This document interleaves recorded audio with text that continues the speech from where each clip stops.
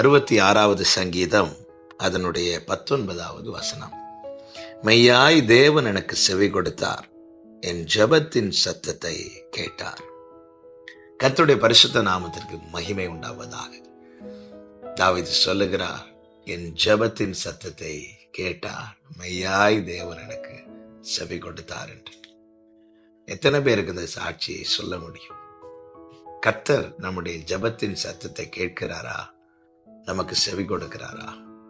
இங்கே சொல்லப்பட்டிருக்கிறது அதனுடைய 18வது வசனத்துல, என் இருதயத்தில் அக்கிரம சிந்தை கொண்டிருந்தேனானால் ஆண்டவர் எனக்கு செவி கொடார்.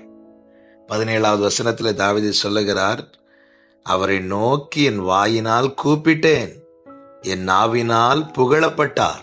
இப்படி சொல்லிவிட்டு தான் 18வது வசனத்திலே சொல்லுகிறார், என் இருதய